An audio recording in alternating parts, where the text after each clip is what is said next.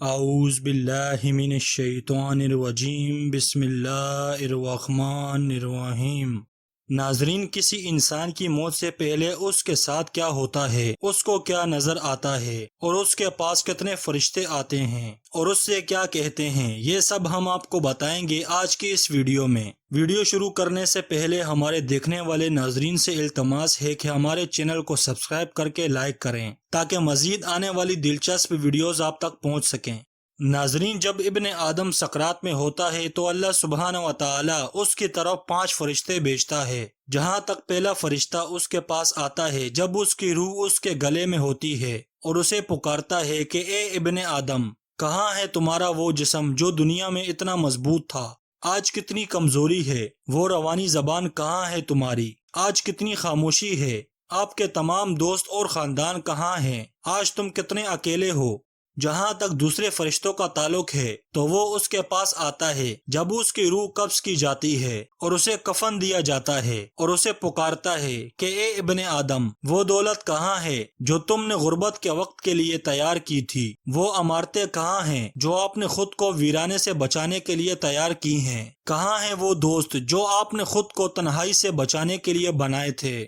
ناظرین، تیسرا فرشتہ اس کے نماز جنازہ ادا کرنے کے بعد اس کے پاس آتا ہے اور اسے لوگوں کے کندھوں پر اس کی قبر کی طرف لے جایا جاتا ہے اور اسے پکارتا ہے، اے ابن آدم، آج تم اتنا لمبا سفر طے کر رہے ہو، آپ نے اپنی زندگی میں کبھی اتنا سفر نہیں کیا ہوگا۔ آج آپ ایسے لوگوں سے ملیں گے جو آپ نے پہلے کبھی نہیں دیکھے ہوں گے۔ آج آپ ایسی جگہ میں داخل ہوں گے کہ اس سے زیادہ تنگ جگہ میں آپ کبھی داخل نہیں ہوئے ہوں گے۔ اگر تم اللہ کی رضا سے کامیاب ہو گئے، تم پر ہلاکت اور تباہی ہے اگر تم اللہ کے غضب کے ساتھ لوٹو گے۔ چوتھا فرشتہ اس کے پاس آتا ہے جب اسے اس کی قبر میں رکھا جاتا ہے اور اسے پکارتا ہے کہ اے ابن آدم، کل تم اس روئے زمین پر چلتے تھے، آج تم اس کے اندر پڑے ہو۔ کل آپ اس کے سطح پر ہنستے تھے، آج آپ اس کے اندر رو رہے ہیں۔ کل آپ اس روئے زمین پر گناہ کے بعد گناہ کا ارتکاب کر رہے تھے، آج آپ اس کے اندر ہیں اور افسوس کر رہے ہیں۔ ناظرین، پانچواں فرشتہ اس کے پاس اس کی قبر بھر جانے کے بعد آتا ہے، اس کے دوستوں اور گھر والوں کے جانے کے بعد اسے پکارتا ہے، اے ابن آدم، وہ تمہیں دفن کر کے چھوڑ گئے ہیں، اگر وہ آپ کے پاس رہتے تو بھی آپ کو کوئی فائدہ نہ پہنچا سکتے۔ تم دنیا میں دولت سمیٹتے تھے، اب تمہیں دوسروں کے لیے چھوڑنا پڑا۔ آج تم یا بلندی والی جنت میں جا رہے ہو یا بھڑکتی ہوئی آگ میں۔ ناظرین، حضرت براہ رضی اللہ تعالی عنہ بیان کرتے ہیں کہ رسول اللہ صلی اللہ علیہ وسلم کے ساتھ ایک جنازے میں شریک تھے۔ قبر ابھی کھودی بھی نہیں تھی کہ ہم وہاں پہنچ چکے تھے۔ ہم سب رسول پاک صلی اللہ علیہ وسلم کے گرد ایسے بیٹھ گئے جیسے ہمارے سروں پر پرندے بیٹھے ہوں۔ رسول پاک صلی اللہ علیہ وسلم کے ہاتھ مبارک میں ایک چھڑی تھی جس سے آپ زمین پر کھرچ رہے تھے۔ تھوڑی دیر کے بعد آپ صلی اللہ علیہ وسلم نے اپنا سر مبارک اٹھایا اور 3 بار فرمایا، میں عذاب قبر سے اللہ کی پناہ مانگتا ہوں۔ اس کے بعد فرمایا، روشن چہرے والے فرشتے ایک مومن کو دکھائی دیتے ہیں جو دنیا سے رخصت ہو کر آخرت کی طرف رخ کرنے والا ہے۔ ان کے چہرے سورج کی طرح روشن ہیں، ان کے پاس جنت کا کفن اور جنت کی خوشبو ہے۔ وہ اس مقام پر بیٹھے ہیں جہاں آدمی کی نظر پہنچتی ہے۔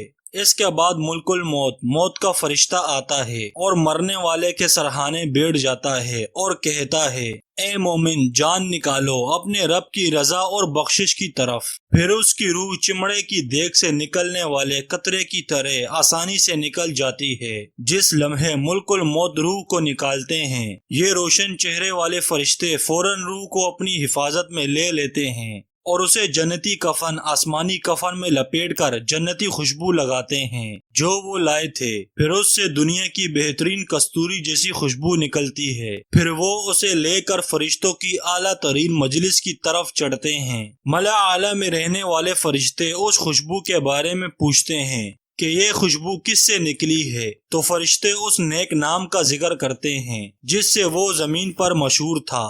پھر وہ اس کے ساتھ آسمان کا دروازہ کھول کر زمین کے آسمان کی طرف چڑھتے ہیں اور ہر آسمان کے مقرب فرشتے اس کے پیچھے چلتے ہیں، اور یہ اس وقت تک جاری رہے گا جب تک کہ وہ 7ویں آسمان پر نہ پہنچ جائیں۔ پھر اللہ سبحانہ و تعالی فرماتا ہے، کہ میرے بندے کو اولیان کے رجسٹر میں لکھ دو اور اس کے بعد اسے زمین کی طرف لوٹا دو، کیونکہ میں نے اسے ریت سے پیدا کیا ہے اور میں اسے مٹی کی طرف لوٹا دوں گا اور میں اسے دوبارہ زمین کی طرف لوٹاؤں گا۔ پھر میت کی روح اس کے جسم میں لوٹائی جاتی ہے اور 2 فرشتے اس کے پاس آتے ہیں اور اسے بٹھاتے ہیں۔ پھر وہ اس سے پوچھتے ہیں کہ تمہارا رب کون ہے؟ وہ کہتا ہے اللہ تعالیٰ۔ وہ پوچھتے ہیں تمہارا مذہب کیا ہے؟ وہ کہتا ہے اسلام۔ وہ پوچھتے ہیں کہ اس شخص کے بارے میں آپ کا کیا کہنا تھا جو آپ کی طرف بھیجا گیا تھا؟ وہ کہے گا کہ یہ محمد صلی اللہ علیہ وسلم ہیں۔ پھر وہ پوچھیں گے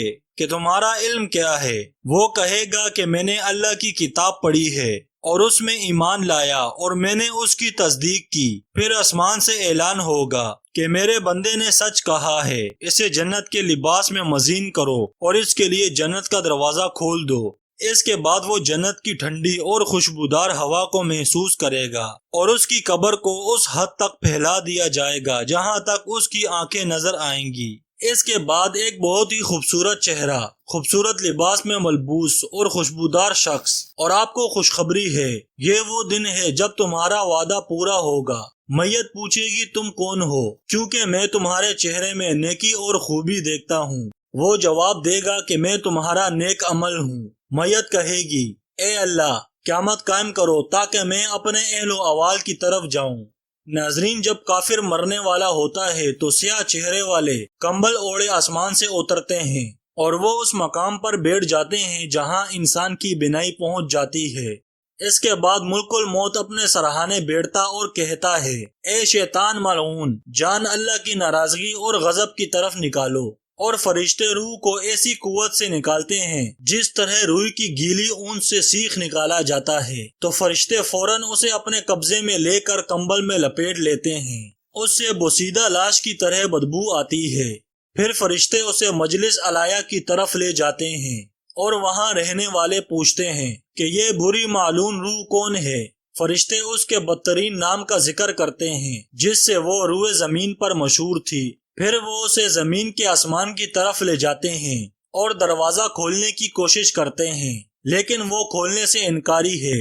اس کا ذکر کرنے کے بعد رسول پاک صلی اللہ علیہ وسلم نے یہ آیت تلاوت فرمائی، بے شک جنہوں نے ہماری آیاتوں کو جھٹلایا اور ان کے مقابلے میں تکبر کیا، ان کے لیے آسمان کے دروازے نہیں کھولے جائیں گے یہاں تک کہ وہ اونٹ سوئی کے ناکے میں گھس جائیں گے، اور ہم گنہگاروں کو اس طرح سزا دیتے ہیں۔ خاص اللہ کے ہو کر رہو، اس کے ساتھ کسی کو شریک نہ کرو، اور جو اللہ کے ساتھ کسی کو شریک کرتا ہے تو گویا وہ آسمان سے گر پڑا، پھر اسے پرندے اچک لیتے ہیں یا اسے ہوا اڑا کر کسی دور جگہ پھینک دیتی ہے۔ اس کے بعد میت کی روح اس کے جسم میں لوٹائی جاتی ہے اور 2 فرشتے اس کے پاس آتے ہیں اور اسے بٹھاتے ہیں۔ وہ اس سے پوچھتے ہیں تمہارا رب کون ہے؟ وہ کہتا ہے افسوس افسوس، میں نہیں جانتا۔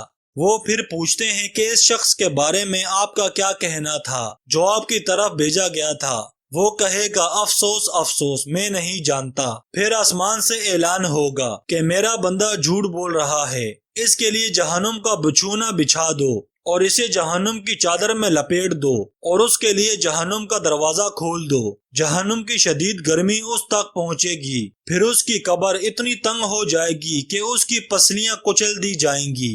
اس کے بعد اس کے سامنے ایک خوفناک اور ناگوار نظر آئے گا جس کا لباس نامناسب ہوگا، اور وہ اس سے کہے گا کہ آج تجھے وہ عذاب ملے گا جس کا تجھ سے وعدہ کیا گیا تھا جب کہ تو زمین پر تھا۔ وہ پوچھے گا تم کون ہو؟ تمہارا چہرہ برا لگتا ہے۔ وہ کہے گا کہ میں تیرا برا اور لعنتی عمل ہوں۔ پھر وہ شخص کہے گا اے اللہ، قیامت قائم نہ ہونے دو۔ ناظرین، اللہ سبحانہ و تعالی قرآن پاک میں فرماتے ہیں ہرگز نہیں کہ مومنوں کو اجر نہ ملے، بے شک نیکوں کے اعمال نامے عالین میں ہیں۔ ناظرین، کسی عزیز کی موت زندگی کو بدل سکتی ہے۔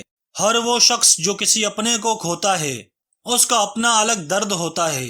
یہ بڑی مشکل کا وقت ہو سکتا ہے، لیکن یہی وہ وقت ہوتا ہے جب ہمیں سب سے زیادہ اللہ سبحانہ و تعالیٰ کا شکر ادا کرنا چاہیے اور اللہ سبحانہ و تعالیٰ کے فیصلے پر صبر کرنا چاہیے اور اسے قبول کرنا چاہیے۔ ناظرین، ہماری دعا ہے کہ اللہ سبحانہ و تعالیٰ قبر اور آخرت کے عذاب سے ہماری حفاظت فرمائے، آمین۔